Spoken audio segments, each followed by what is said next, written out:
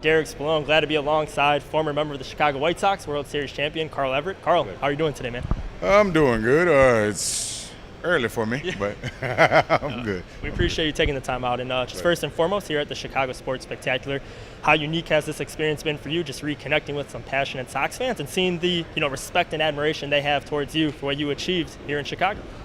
Well, from what I hear from a lot of them, that I'm a rare autograph for the Sox because I haven't been here in a while. But just seeing some of the different memorabilia and brings back some of the things, because a few of the bats that I signed over here, I was like, wow, and I was like, oh, okay, it brings back some memories, and the people still appreciate what we've done for them.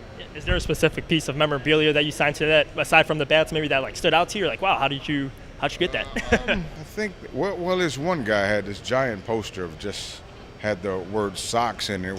But it was real unique. So, and some of the banners that they were hanging around town with the wind blowing, it had little cut pieces. A guy had one of those. So it was, I guess the city gave people a few of those and just something different. Yeah, something a little rare and unique. So that's cool. Something you don't see every day, for sure. Something I've never seen. I've never seen a sign that ever. So yeah, that's pretty massive. That's neat though. And as I mentioned, a key member of that World Series championship team, helping bring a title for the first time since 1917. But when you reflect back on that season and that remarkable playoff run, what still resonates the most with you in your mind about that journey? Well, we were an underdog team from the beginning. No one.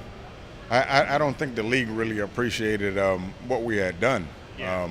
We had a bunch of no names, and we went out there and beat everyone. And it was one team. It was one of the teams that I've been on that we stuck together from day one. Mm-hmm. So most teams, you kind of get into the we're not going to do anything mode, even though we went through a little streak where we thought we weren't going to make the playoffs. Right. But we band together, and that was a very unique team. And I was going to mention, too, because from the outside looking in, it looks like the continuity and the chemistry was there. Did you feel that throughout that season? We all had the same goal, and that was my 13th year, so I didn't have many more years left. Right.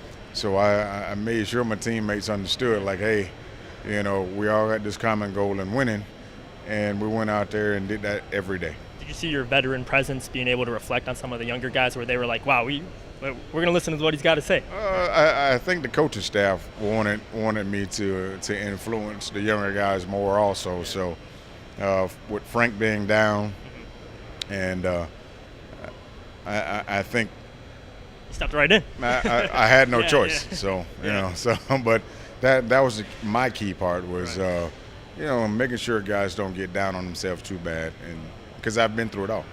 Yeah. And aside from Game 4 of the World Series, is there a specific moment or play that resonates the most with you from that playoff run? I feel like there was a lot of big-time moments, individual performances. Yeah. There was several big moments. Uribe, if he doesn't make that play going across the middle, you have Creedy.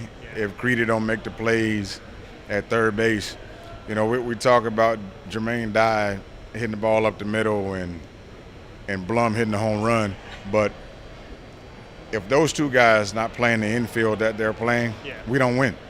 Right. We won the World Series because of Creedy and Uribe, hands down, and that pitching staff. Our starting pitching staff, but without the defense on that left side, we would have never won. Did that Jeff Blum game feel as long as it was on TV, where it was like, I know it's 14 innings and a little late? Well, when you're playing, right, you don't really you don't feel it. I didn't even realize it went 18 until after. I was like, we won 18 innings.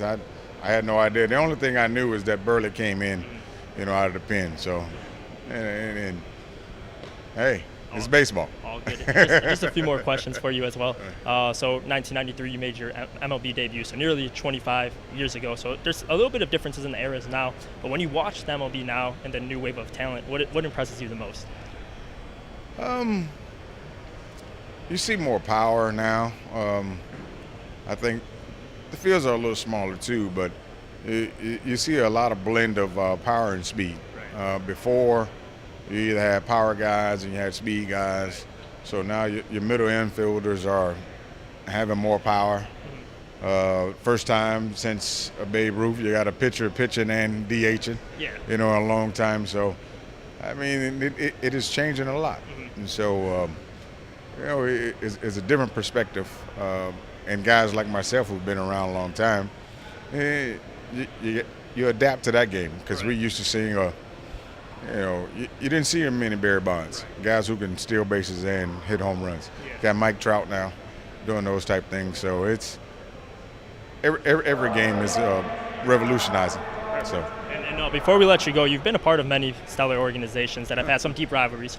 But what is that Crosstown Classic rivalry like from a player's perspective? I was in it a couple of times. I think we took that crown most of the time.